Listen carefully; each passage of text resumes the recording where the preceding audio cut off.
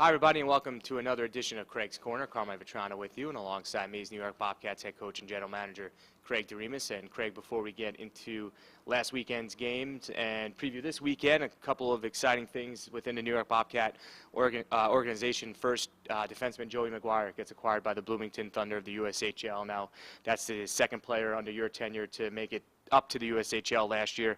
Joe Kahuli spent a good portion of that season with the Des Moines Buccaneers before returning and having a good playoff for you guys last year. But Joey, he makes his way up to the USHL. He was drafted by Muskegon, though, earlier in the year. He was pretty much, like you were saying, the best defenseman that you've seen not only on the team but in the league, and he gets awarded with it with the trip to the USHL. So just take us through the process and how that all came about. Definitely a bittersweet moment for me and the organization. I mean, Joey's the best defenseman in the league, so you want to talk about losing a very important piece of your team. I think you can't go without saying that. But with that being said, we preach player development. Is what we talk about to our players, both in the recruitment process and throughout the season. And for us to have the opportunity to give Joey the chance to go to Bloomington to finish the season is something we couldn't deny him. He's a great kid. He's going to be a real special player, not only at the USHL, but at the collegiate level. He's worked hard through the process here with the New York Bobcats, really bought into what we are development-wise as far as the on-ice and off-ice training. And he's really established himself as a leader on and off the ice as well. So we're very happy for him and his family. Joey's another local Long Island boy who's achieving all his dreams now, and I think the next step for him is going to be committing to a Division I school.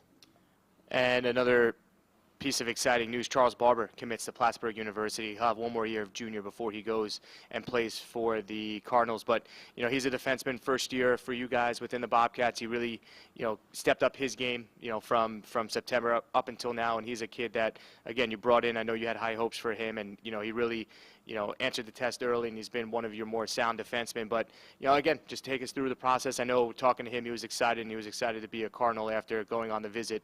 But, just another guy to add to the list. Absolutely. As I said from day one, Charles is a player that we spent a lot of time and resources in as far as recruiting process last year, at the end of last year with the Clifton Park Dynamo U18 team. Charles comes from a very well-established program, Clifton Park Dynamo. I don't want to go without giving credit to his youth coach, Brad Shaver, who does a great job with their program. Obviously, we got Brandon Rathwell from them as well, and they did a really good job last year advancing to the national tournament, which is where we got to see Charles a lot. Charles has been everything we had hoped for in the recruiting process. He's a stud on the ice, he's a stud off the ice, been a leader for us, plays major minutes, plays in every role on the ice, has helped to mentor Sean Leonard into becoming a very steady defenseman as well. Very happy for Charles and his family to be able to achieve this college dream.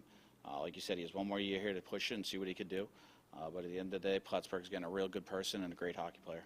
Well, last weekend for you guys, you guys made the Philadelphia swing, and you played all three Philadelphia teams within the EHL and had one win sandwiched in between the three games. And, that first one, the Philadelphia Little Flyers, they actually take the EHL regular season title, and this team has been just, lights out all year. Very strong team. They came here earlier in the season. You guys were able to jump on a lead, but they, took that victory. And, again, it just seemed like that game, they just had that foot on the pedal.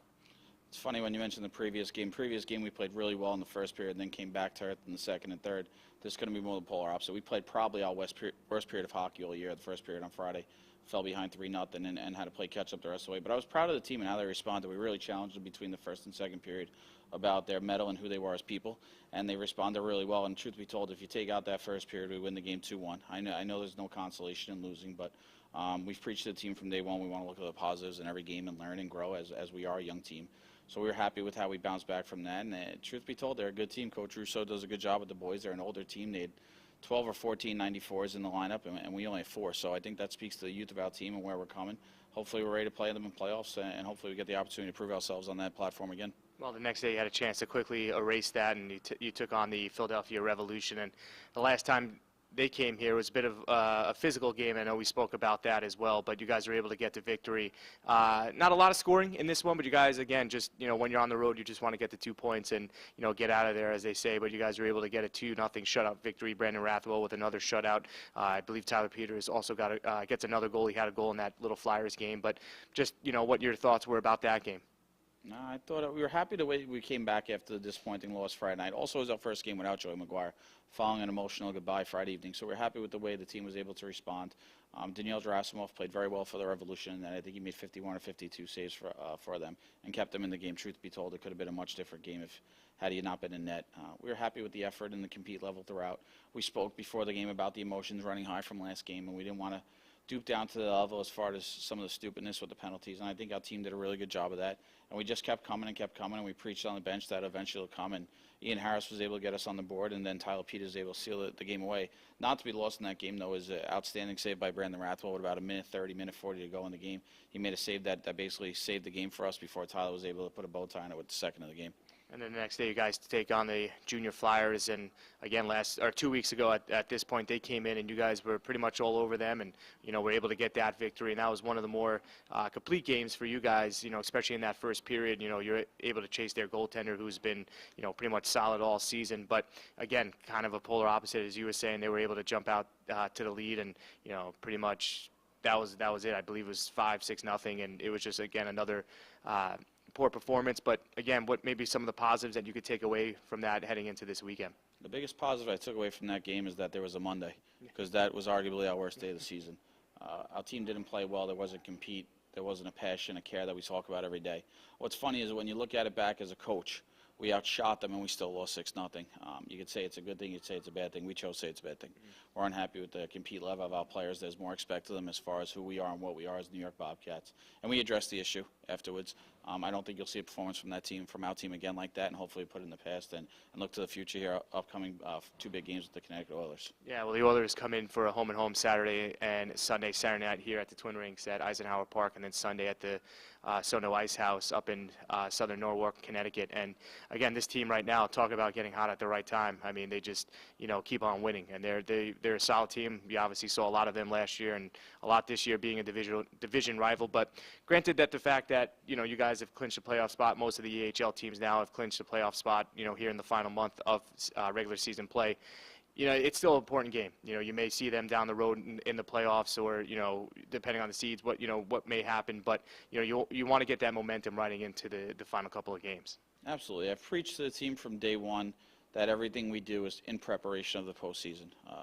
I take a lot of my ideas from Coach Krzyzewski with Duke, and he talks about all the time how he prepares his team for March Madness, and I've reiterated that to our group over and over this year. This upcoming weekend, like you mentioned, is an important game for us, not only for our own psyche and starting to play good hockey, but also for a lot of our individuals who don't have college commitments yet. Connecticut's playing as good as any team on the East Coast, not just in our league. Like you said, they're a buzzsaw right now. They're basically mauling teams along the way, and we want to make sure we're ready to match their compete level and their talent. We've had some close battles with them in the last 2 years. Games could go either way, including our last game, where they got a couple power play goals late to beat us, but truth be told, we were in control most of the game. So we're looking forward to that. We speak about the postseason a lot and how we want to make sure we get the highest seed possible, and obviously these points are big points. In the middle of the standings, it's kind of tight right now, so we want to make sure we finish as high as we possibly can so we can host some playoff games here at Twin Rinks. All right, best of luck this weekend. Thanks a lot. Appreciate it.